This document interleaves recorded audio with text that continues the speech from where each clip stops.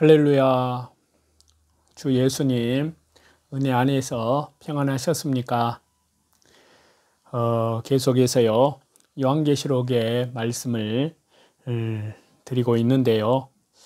자, 요한계시록의 핵심의 내용은요, 하나님께서 작정하신 인류 역사의 대종말의 전개 과정을 보여주는 그러한 계시들이 요한계시록의 핵심입니다.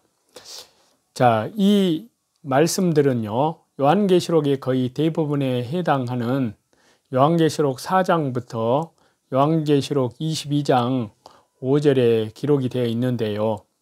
대종말은 어느 날 갑자기 어느 하나의 사건으로 끝나는 그런 단절적 사건이 아닌데요. 예수님의 재림을 결정적 기점으로 하여서 그 이전에 말세의 상당 기간의 대환란과 그 이후에 백보자 심판 그리고 새하늘과 새 땅의 그 도래로 이어지는 연속적 사건이라고 할 수 있는데요. 이 가운데 예수님의 재림 이전의 말세의 대환란은 요한계시록 4장부터 18장까지고요. 그리고 예수님 재림 이후의 사건은 요한계시록 19장부터 22장 5절 사이에 기록이 되어 있습니다. 요한계시록 4장부터 요한계시록 18장 사이에 말세의 대환란은요, 일곱 인과 일곱 나팔, 일곱 대접, 이렇게 7년 대환란이라는 두 가지 관점에서 기록이 되어 있는데요. 전반적으로 요한계시록 4장부터 요한계시록 18장 전체가 3대 7종의 그 재앙이고요. 그 사이인 요한계시록 12장과 에서부터 요한계시록 14장까지는 7년 대환란, 그 기간 중에 교회의 고난과 보전을 보여주는 그런 말씀들이 중간에 계시의 형식으로 삽입이 되어 있는데요.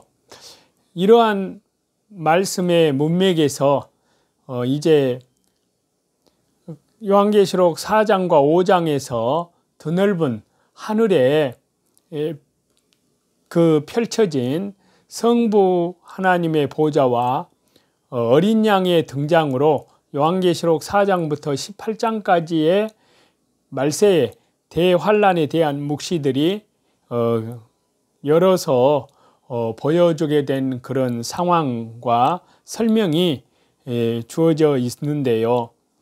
그리고 3대의 7중의 그 재앙 중에 첫 번째 재앙 시리즈인 일곱인의 재앙이 요한계시록 6장에서부터 요한계시록 8장 6절까지에 걸쳐서 그렇게 펼쳐지는데요. 자, 여기에 요한계시록 6장의 말씀은 이처럼 3대 7종의 재앙 중에 첫 번째 7종 재앙 시리즈인 일곱인 재앙의 그러한 말씀을 기록하고요.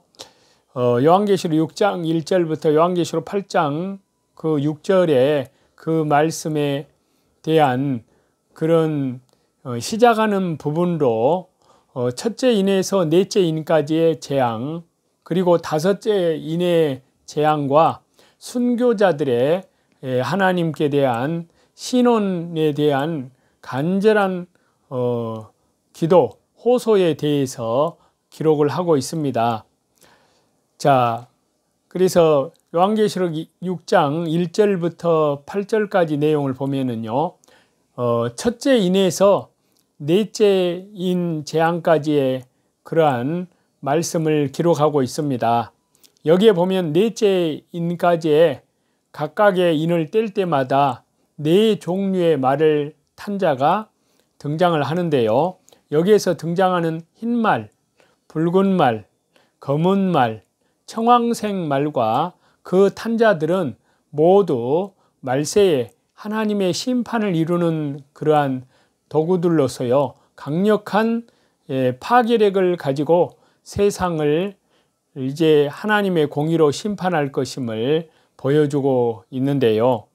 그러나 이 네 말을 탄 자가 땅의 4분의 1만 해하는 권세를 가지고 세상을 심판한다는 것은 아직 전면적인 심판이 행하여지지 않고요, 사람들이 회개하고 예수님의 십자가의 보혈, 영원한 속량 안에서 철저히 하나님께 대한 회개하고 돌아올 수 있는 그 심판이 행하여진다는 것을 예고한다고 할 수 있습니다.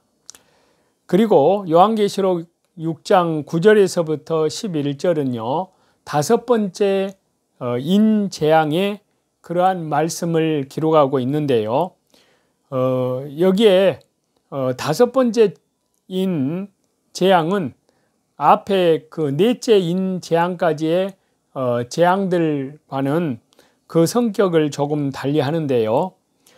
다시 말씀드리면 앞의 재앙들이 강력한 파괴력을 가진 그런 말탄 자들의 환상인 반면에요, 다섯 번째 인재앙은 세상에 내려지는 재앙이 직접적으로 언급되어 있지는 않습니다. 그리고 무지하게 죽임을 당한 순교자들이 하나님께 자신들의 흘린 그 무지한 피에 대해서 공의의 보응을 해달라고 하나님 앞에 간절히 호소하는 기도를 하고요, 하나님께서 그에 대하여 응답한 사실만을 기록하고 있는데요. 그러나 다섯 번째 인의 재앙에 관한 직접적인 언급이 없다고 해서요, 그것이 재앙과 무관한 것은 아니거든요. 왜냐하면요, 이 재앙 안에는 하나님의 보응이 분명히 언급되고 있기 때문인데요. 다섯 번째 인 재앙은 다만 형벌의 기간이 찰 때까지 잠시 보류되고 있는 것이고, 그것이 실행될 때는 앞에 네 재앙보다 더 심각한 재앙이 임할 것이라는 그런 사실입니다. 자, 이러한 본문의 요한계시록 6장의 본문의 내용에 대한 개요를 보면은 거기에서 몇 가지 교훈을 얻을 수가 있습니다. 그래서 먼저 2절부터 4절까지를 보시면 그리스도께서 첫째 인과 둘째 인을 떼셨을 때 각각의 흰 말과 붉은 말이 나왔다고 그렇게 말하고 있습니다. 여기에서 두 번째 붉은 말에 대해서는요, 그것이 전쟁을 상징하는 한다는 데에 거의 이견이 없습니다. 왜냐하면요, 붉은색은 곧 피를 상징한다는 사실과 함께 여기 4절에 보면은 전쟁을 의미하는 단어들이 분명히 언급되어 있기 때문인데요. 그렇지만 첫 번째 흰 말에 대해서는 다양한 주장이 있는데요. 크게 정반대의 두 의견으로 나눠지고 있는데요. 흰색은 대개 성결이나 승리를 상징함과 동시에 요한계시록 19장 11절부터 16절까지 내용에 그리스도께서 재림하는 사건을 분명하게 백마를 타고 오는 것으로 그렇게 묘사하고 있다는 사실에 근거를 해서 흰말이 그리스도나 복음을 상징한다는 그런 주장과 반대로 군사적인 정복을 상징한다는 의견이 이렇게 서로 상반된 그런 두 의견으로 나누어지고 있는데요. 자, 그런데 사실 2절과 요한계시록 19장 11절에서 16절의 내용을 비교해 보면 흰말이라는 것만 같을 뿐 그 외에는 전혀 공통점이 없거든요. 게다가 그리스도는 지금 여기 요한계시록 6장을 보면 인을 떼고 계시는데 또다시 백마를 타고 등장한다는 것은 좀 의색할 뿐만이 아니라 첫째 인부터 넷째 인까지 전쟁과 기근, 사망이라는 일관성으로 이어지고 있다는 점을 고려하면요, 갑자기 등장하는 복음 역시 부자연스럽게 좀 짝이 없는데요. 그리하여 당시에 흔히 정복자들이 백마를 타고 행진했다는 그러한 사실과 함께 백마 탄 자가 들었던 활이 구약에서도 전쟁과 군사력에 대한 하나의 상징이었다는 점을 감안해 보면요, 이를 군사적인 정복으로 해석하는 것이 훨씬 더 자연스럽습니다. 자, 요한계시록 6장 2절에 보시면 이기고 또 이기려고 활을 들고 흰말을 타고 나아가는 그러한 사람은 바로 폭력과 정복주의로 가득 찬 어떤 세력을 의인화한 상징이라는 것인데요. 이러한 해석은 바로 복음서에 기록된 전쟁에 대한 말세의 징조들과도 부합이 됩니다. 그래서 우리는 요한계시록 여기 6장 2절과 4절에 흰말과 붉은 말을 군사적인 정복과 전쟁 등으로 해석을 할 수 있는데요. 그렇다면 이는 우리에게 중요한 하나의 메시지를 전해주는 것이 아닐 수가 없는데요. 왜냐하면요, 이처럼 그리스도의 심판이 가장 먼저 화평이 사라진 상태에 곧 칼에 의한 정복과 전쟁, 살육으로 시작되리라는 것은 바로 태초에 인간이 범죄한 이후에 벌어졌던 사건들의 진행과 정확히 일치하기 때문인데요. 즉 아담과 하와가 하나님께 범죄한 최초의 결과가 바로 부부 사이의 화평의 상실이었고요. 이는 형제 사이의 살인사건로 발전하게 되었고요. 결국에 람에게 노래에서 보듯이 온 땅을 채운 것이 폭력과 전쟁, 정복과 살육이었는데요. 이 과정은 오늘 본문에 기록된 그리스도의 인을 떼신 순서와 너무나 정확하게 일치한다는 것인데요.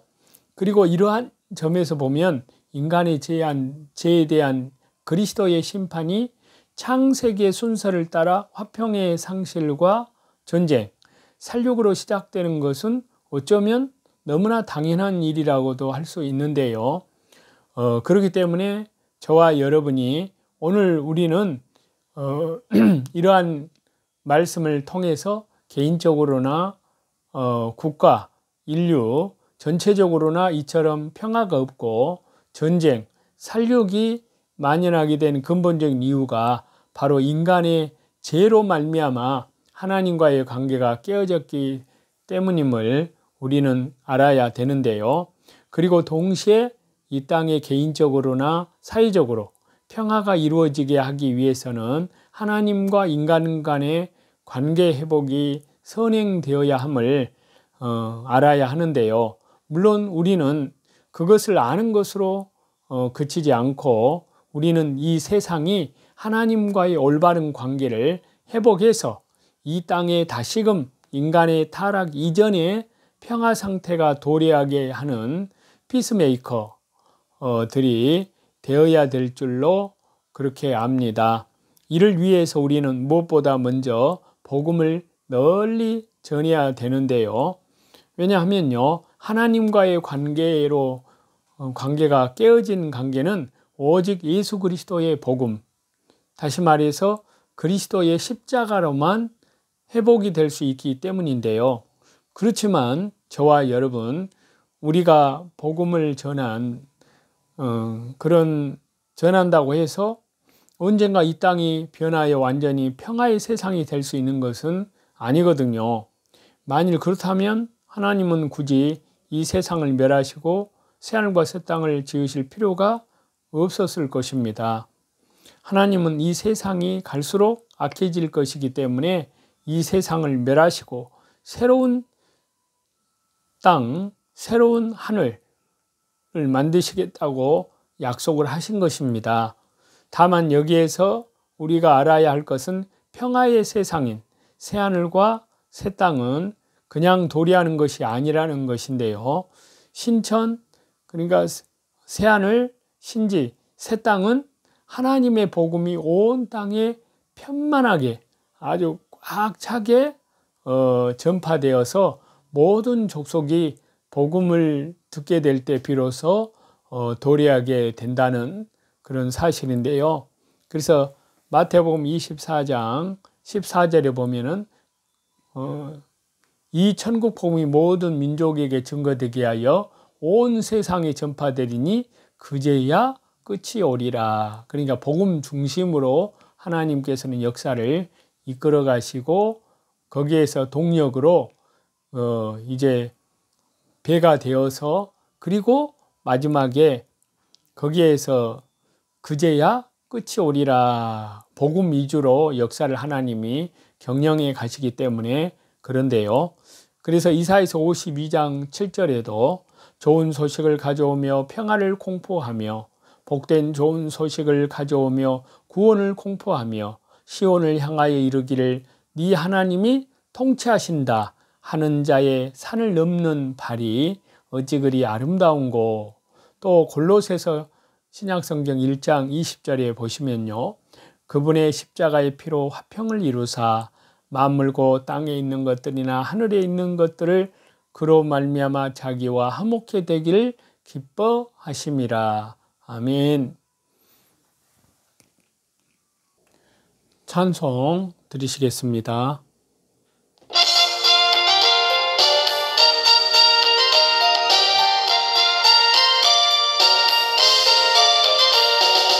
오랫동안 모든 죄 가운데 빠져 더럽기가 활량 없던 우리들 아무 공로 없이 구원함으로도 하나님의 정욕 지금 되었네.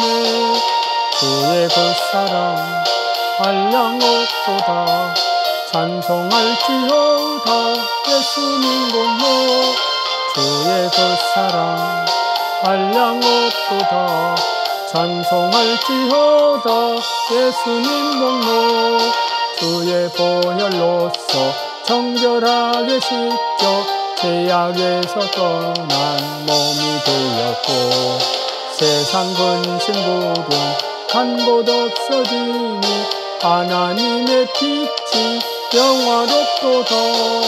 주의 그 사랑 한량 없도다 찬송할지어다 예수님 공로. 주의 그 사랑 한량 없도다 찬송할지어다 예수님 공로. 오늘도 자기를 부인하고 자기 십자가를 지고 믿음의 주여 온전케 하시는 주 예수님의 재림을 바라보고 또한 지금 하나님과 믿음으로 말씀과 기도로 예배로 동행하면서 또 속사람을 더욱 말씀과 성령님으로 충만케 해서 또한 지극히 거룩한 믿음 위에 자기를 건축해 나아가고요. 또한 밖으로는 이뤄진 영혼들에게 하나님 나라의 생명의 복음을 전파하시는 저와 여러분이 다 되시기를 우리 주 예수 그리스도 이름으로 간절히 축원합니다. 감사합니다.